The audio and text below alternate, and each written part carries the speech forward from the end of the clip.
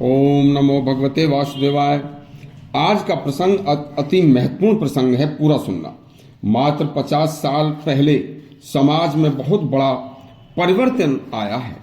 आज हमारे सर्व समाज की 98% आबादी शिक्षित हो चुकी है, जिसमें 30 से 40% लोग उच्च शिक्षा प्राप्त हैं तथा 30% लड़कियां भी, स्त्री जाति भी उच्च शिक्षा प्राप्त है। तथा उच्च शिक्षा प्राप्त होने का मतलब था उच्च विचार, उच्च आत्मा, शुद्ध आहार, शुद्ध व्यवहार, शुद्ध रहन सहन और शालीनता। लेकिन मैकाले की शिक्षा का असर ज्यादा और हमारे पवित्र विचार वाले ऋषियों की शिक्षा का असर कम हुआ। जिस शिक्षा पद्धति को पढ़ाया गया उसमें साइंस का पढ़ना बिल्कुल बुरा नहीं है, उसके साथ साथ अपनी संस्कृति का समावेश भी जरूरी है, जिसे आधुनिक शिक्षा ने भुला दिया है। और ज्यादातर उच्च शिक्षा प्राप्त लड़के लड़कियां केवल पश्चिम की नकल करने लगे हैं तथा उस पश्चिम की नकल में विद्या अध्ययन के दौरान ही सिगरेट शराब का चलन भी उच्च शिक्षा देने वाले स्कूलों में भी शुरू हो गया है। इतना तक हुआ कि जो गुरु अध्यापक उच्च शिक्षा अपने छात्रों को दे रहे थे, उनके साथ ही छात्रों के साथ ही शराब पीने लगे हैं।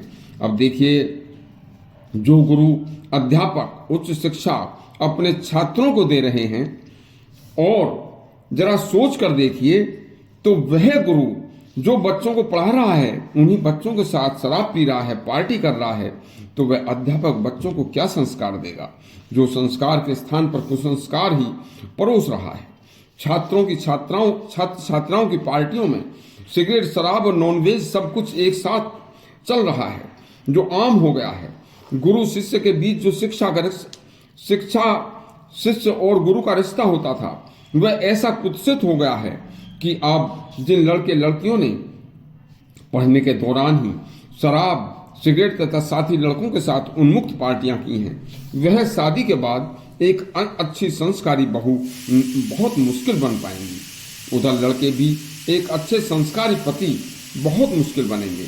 हमारे भारतवर्ष के सब समाज में बहू बेटी बहुत ही शालीनता की प्रतिमूर्ति होती थी तथा जब बेटी युवावस्था में आती थी तो केवल नाई और ब्राह्मण ही सबकी बेटी के लिए बराबरी का वर ढूंढते थे तथा कोई वर वधू के बीच कोई कमी आड़े न आ जाए, इसलिए जाति, धर्म, वर्ण और उम्र सभी का ध्यान रखा जाता था। बेटी को कभी कोई देखने भी नहीं जाता था तथा जब कोई बेटी शादी के बाद बहू बनकर ससुराल जाती थी तब घर पर उसकी मुंह दिखाई होती थी। कितना पवित्र रिश्ता था, दिखाई की रस्म होती थी।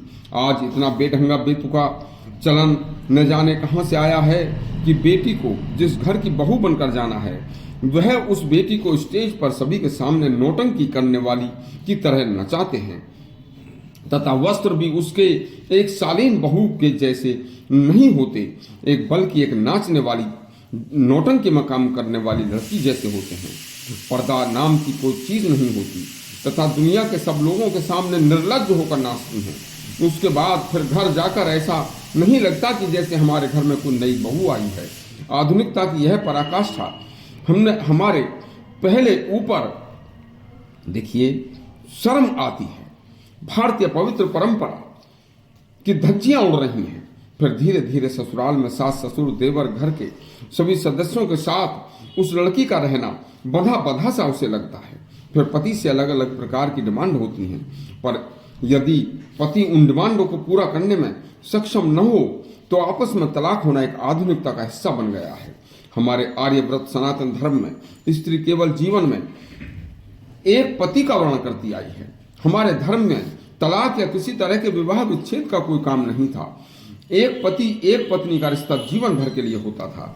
इसलिए 50 वर्ष पहले तक विवाह 100% सफल होते थे, लेकिन आज इन उपरोक्त कारणों से, इन असभ्यताओं से की वजह से 50% विवाह आपस में आज यह विवाह संबंध असफल हो रहे हैं।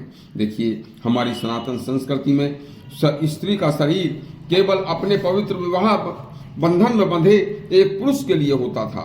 कोई दूसरा पुरुष न उसे छू सकता था, न उसे देख सकता था। लेकिन आधुनिकता ने सब नष्ट कर दिया है। यदि आपको प्रसंग अच्छा लगा हो तो हमारा चैनल सब्सक्राइब करें और घंटी दबाएं। धन्यवाद।